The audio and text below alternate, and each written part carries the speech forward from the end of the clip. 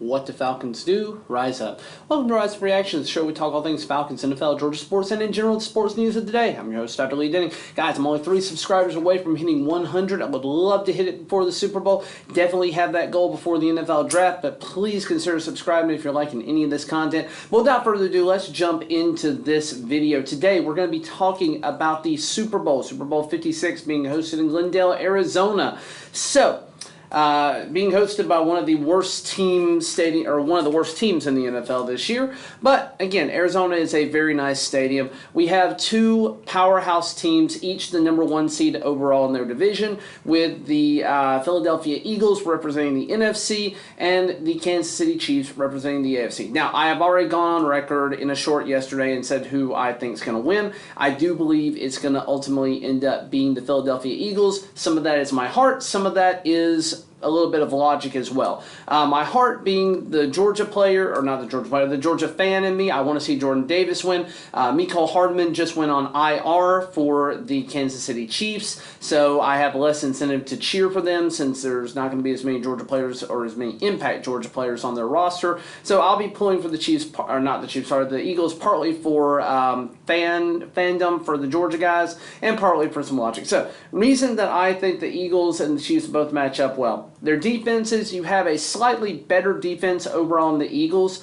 versus a slightly better offense in the Kansas City Chiefs. Now, the Eagles, what have they done well? They have had 4 10-plus sack leaders on their team, so that's incredible. They had 70 total sacks this year, which was #1 in the NFL by a lot. However, only 15 sacks behind.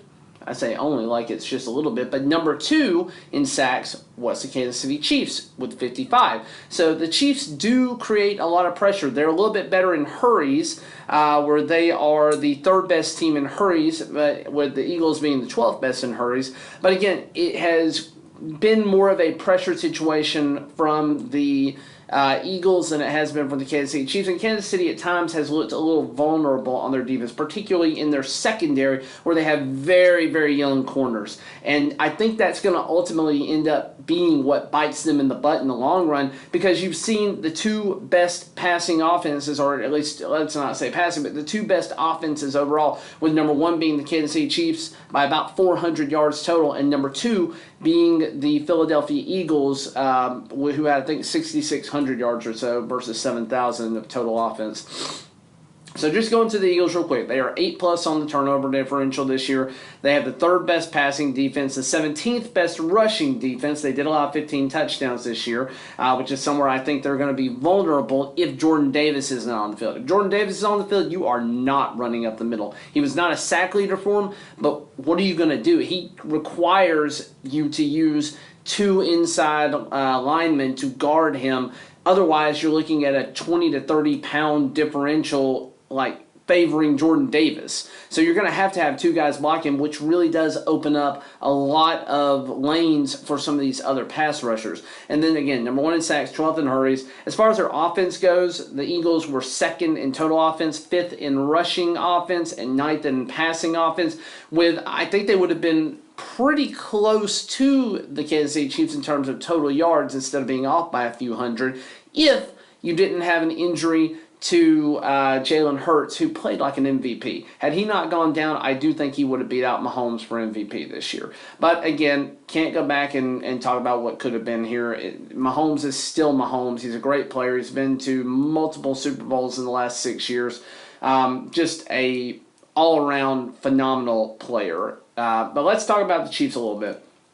12th passing defense, 8th rushing defense. They allowed 10 touchdowns on the ground this year, so they're a little bit better on defense there, and they're going to have to be if they're going to beat the Eagles. 2nd in sacks, again, they had 55, so nothing to shake a stick at. Normally, that would lead all teams in any given year, but you just had 15 more by the Eagles, who, again, I think Jordan Davis is part of that reason that they were so good.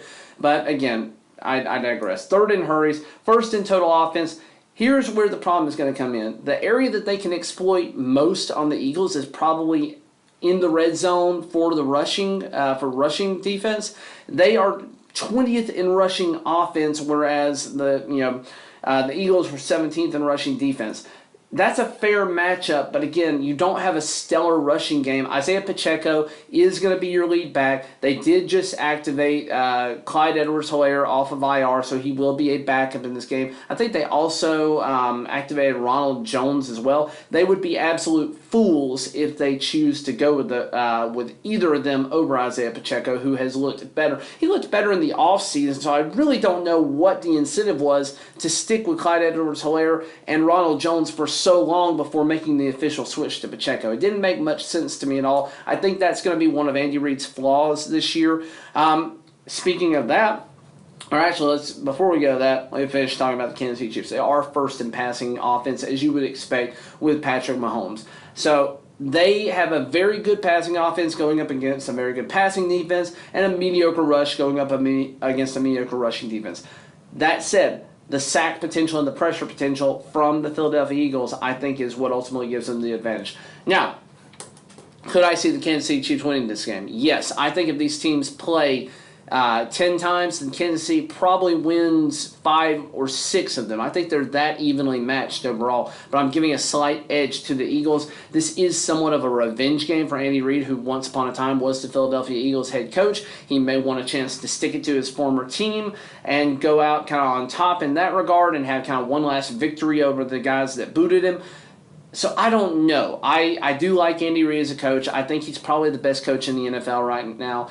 Nick Sirianni has done incredible with the Philadelphia Eagles this year, and they have just turned around that entire organization with picks over the last few years, and turning the 18th overall draft pick into, and I think from 101 this past year, into A.J. Brown, which has been the biggest addition to that offense. Jalen Hurts, the most good comparison I can give here is, somebody taking a big step in year 3 with Josh Allen. Josh Allen, the year he got Stephon Diggs was his 3rd year in the NFL. He turned into one of the most electric passing duos in the league, next to only, say, Aaron Rodgers and Devontae Adams at the time. And now you have Jalen Hurts getting his number 1 receiver in A.J. Brown, who has been the exact same thing to him that Stephon Diggs was to Josh Allen. That said, you also, last year in the draft, they were able to get Devonta Smith, who has quietly been a top 20 receiver this year, and I think could be a solid talent for them going forward, especially with A.J. Brown having an extension of $100 million. He's going to be there for the long run. So you have arguably one of the best passing duos with receivers in Philadelphia for several years to come, with Jalen Hurts, who is going to get a contract extension after taking this team to the Super Bowl. However, it will probably be done sometime during next season. They do have him for one more year on his rookie deal before they have to make a decision on him. They did not get him in the first round, so he will end up being a free agent at the end of next year if they choose not to extend him. They don't get a 5th-year option on him, so they're going to have to pay him a little bit earlier, but my God, he has certainly earned it. But anyways, guys, I do think ultimately it's going to be a close game. I think it's going to be a lot higher scoring than maybe Vegas thinks it's going to be. I think the final score is going to be whoever gets to 30 points first wins the game, but I think it's going to be 33-27 with the Philadelphia Eagles coming out on top. I think it's going to go back and forth several times.